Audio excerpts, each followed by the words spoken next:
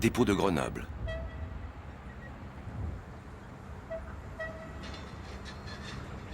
Le conducteur du train 58-619 assuré en RGP1 arrive sur sa rame. Coup d'œil à l'extrémité du premier déplacement pour vérifier l'absence de jalons d'arrêt, de lanterne à feu rouge allumée et l'extinction des signaux de l'élément. Le conducteur va effectuer une préparation courante, ou PC. La cabine utilisée pour le premier déplacement étant celle de la remorque, il se munit des 3 clés de commande et se dirige vers la motrice. Dans le compartiment bagages, il place l'interrupteur d'éclairage Z2G sur marche, le commutateur d'éclairage voyageur ZLV sur éclairage, ferme l'interrupteur batterie ZBA et vérifie qu'aucun disjoncteur de signalisation ni disrupteur n'est déclenché. Vérification du plombage des commutateurs d'isolement, veille automatique ZVA, répétition signaux ZRS et dispositif d'arrêt automatique des trains ZDAAT.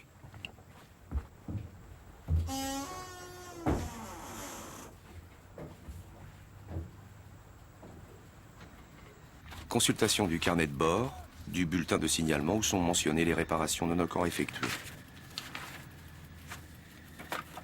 Et de la fiche de repérage ainsi que de la fiche rose où figurent les éventuelles modifications et restrictions d'utilisation.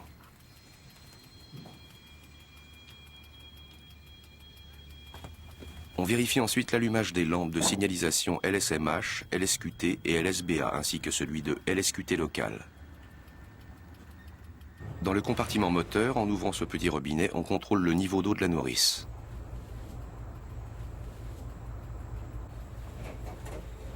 Vérification du plombage des commandes de secours, de la boîte de vitesse et de l'inverseur.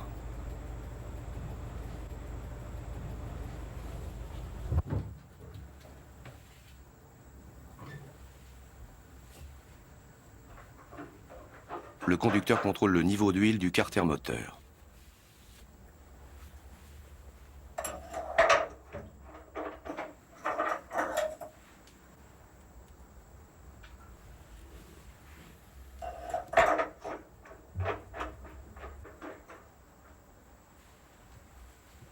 Puis il actionne la pompe de prégraissage 10 à 20 coups. Rejoignant ensuite la cabine de la motrice, il va procéder au lancement du moteur diesel. Manette d'inversion MPJ sur avant, clé ZP sur en service, ainsi que le mentionnait la fiche rose, la rame est équipée du KVB, le contrôle de vitesse par balise. On appuie pendant 30 secondes sur le bouton poussoir alimentation pompe à combustible, BPPGO. Puis on appuie sur le bouton poussoir de lancement BPLD jusqu'à extinction de LSMH. LSBA et LSJ se sont allumés. LSMH est la lampe de signalisation pression d'huile.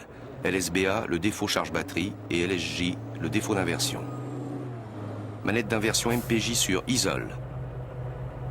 Et l'on retire les 3 clés.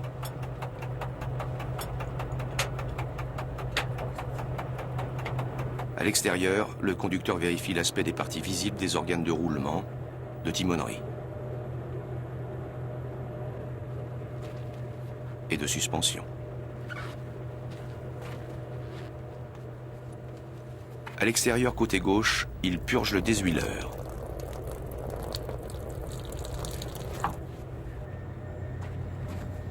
Ainsi que les RP, les réservoirs principaux. Toujours côté gauche, il vérifie aussi le niveau du réservoir à combustible. La consommation moyenne d'une RGP est de 120 litres au 100 km. Cette consommation peut atteindre parfois les 140 litres.